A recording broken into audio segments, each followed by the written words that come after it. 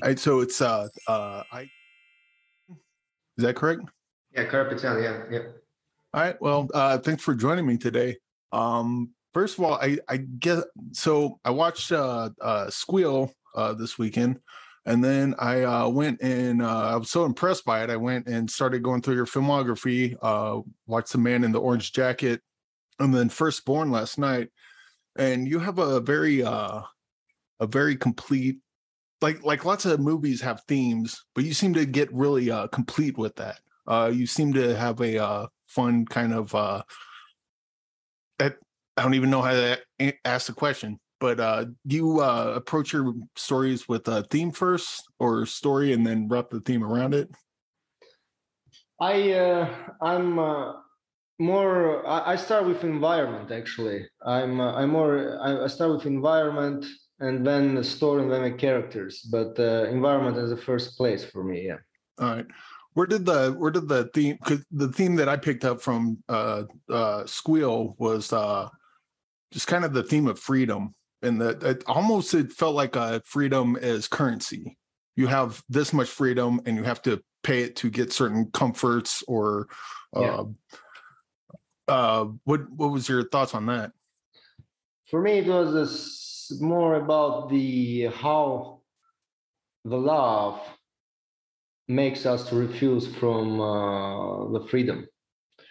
If you want to be a really free man, you can't have, you shouldn't have a family, kids, children, and also you should be free from responsibility, because responsibility and love is the two aspects which make you a slave. Not in a bad way or in a good way, but I mean you are dependent. For example, if you have, do you have kids? I live with my brother and sister, and they have kids, so I guess by proxy, I do too. Yeah, so it means that you are dependent. You know, you can't refuse. I have two kids. When I got first kid, I understood that's all. I will never be that free man. I mean, not only in terms of my choices, what I'm doing in normal life, but I mean emotional freedom. Yeah. There will be some. For example, I'm here in LA. Yesterday, I arrived here in LA, and I think about my kids. I miss them. So it means that emotionally, I'm not a free man.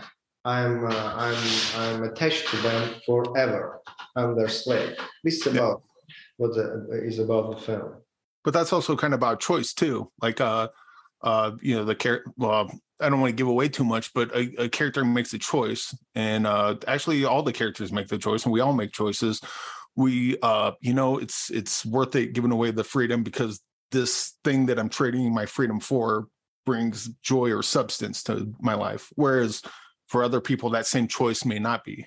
And in fact, the main character of this, he got his freedom taken from him. He's chained by it and getting it doled out little by little. And then I won't get any more in that because that'll be spoilers, but it's very interesting, that character's journey. I think the key quote in the film is when she says to him, "If you want to be happy, you must obey."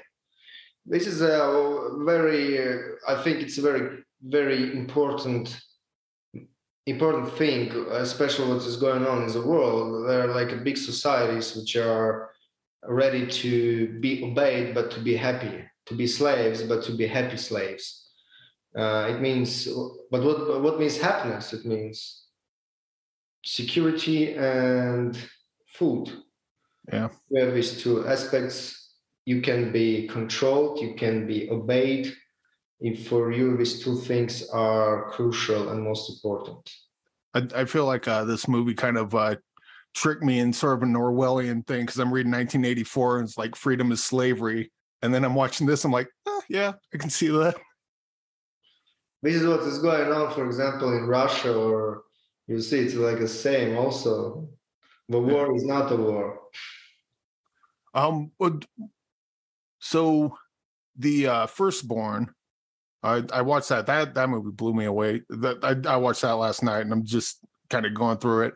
And that one's got the guy's got emasculated, and he's constantly trying to and you did it with Squeal too. Like the guy getting emasculated, and then he meets up with the hunter, and it's like that might not be the worst thing ever, because it's like a self-preservation thing.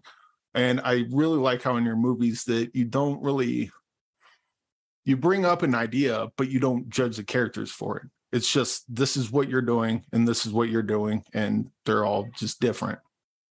I think it's more about, this is a process which you can't resist. You don't have enough power to change.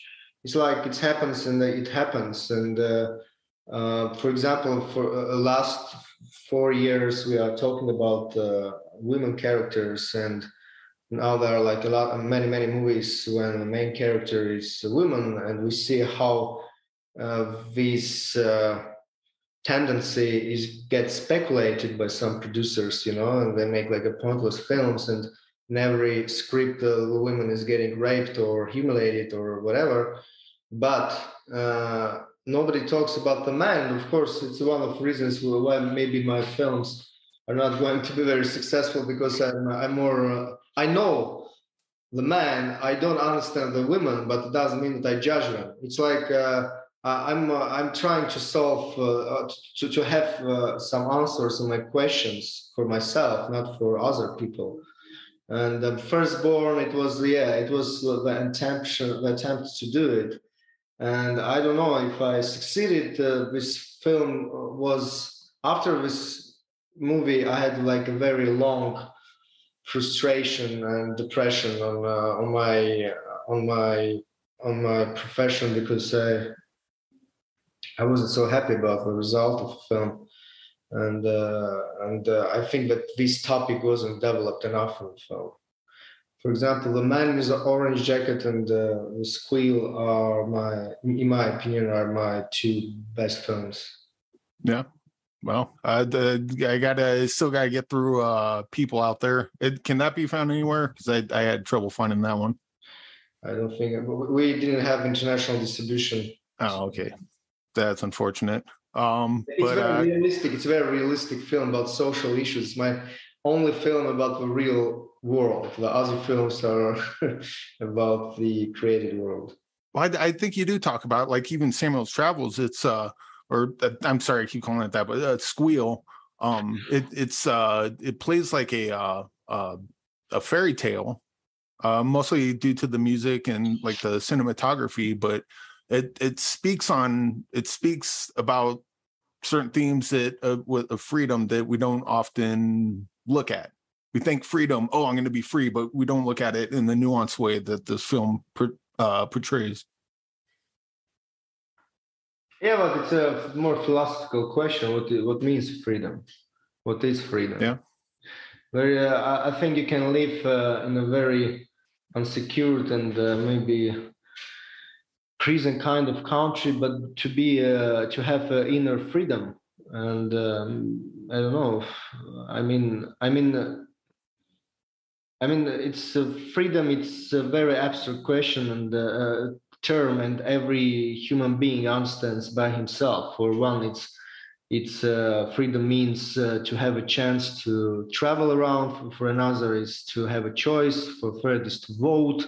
For fourth, so it means that, but there are like basic explanation what freedom is, and you can like read the ancient Greek philosophers or whatever. They explain very detailed what is freedom. So the it looks like on the IMDb it says yet untitled film. What are some of the themes or ideas or stories you got cooking up with that? It's about the family. It's small, very low budget film. What I shot in 12 days because of budget, and now we are in post production. And it's a story about the family who is struggling with insects, and they start to fight with each other by revealing secrets about each other. Yeah. So what kind of inspired you for stuff like this? Because like I mentioned before, a lot of your films are different than most in the approach, but what's some inspiration you get that comes out in your work? For example, for last film, what I just told about, we had a situation. I remember the day. It was a Christmas day. With my wife, we had like a big fight, and we didn't speak to each other for a week. And we started to prepare for a family dinner, Christmas dinner, and the apartment. We started to clean up the apartment. I'm living in a good neighborhood. And then one moment I just noticed that on the ceilings there are like worms, a lot of worms crawling on the ceiling of our kitchen. And my kids were very small. And we together started to clean the ceilings from the worms.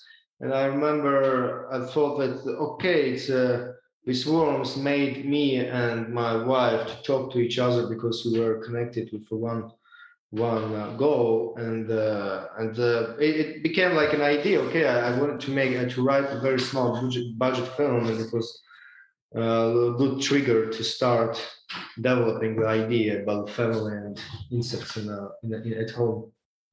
Well, I certainly look forward to seeing it, because I'm impressed so far of what I've seen, and I look forward to seeing everything you do. I guess I got one last question. This is just like a normal thing, but my co-host Bruce, he has a box that he puts movie recommendations in, and I would want to know if there's a movie that you would like to put in the box that you can draw from and watch later on down the road. Maybe like a lesser seen movie that you like, or maybe something from your childhood, or just something you think more people should see. It's a good question. Okay, maybe I'm just not a good advisor about new films, but Barry Lyndon. Barry Lyndon?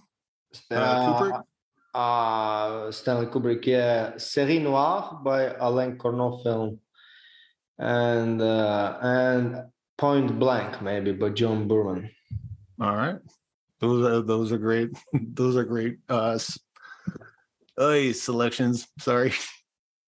But and I think that is it. Sorry, my brain's going 1,000 miles a minute. But I appreciate you coming on to talk to me, and I look forward to hearing you on the do you have a name for the untitled film yet, or not yet? Or are you just gonna call it Yet Untitled Film? Because that might be a good title for the film. Untitled insect film, maybe. There you go. But thank you very much for joining me, and hope to talk to you on the next one. Thank you.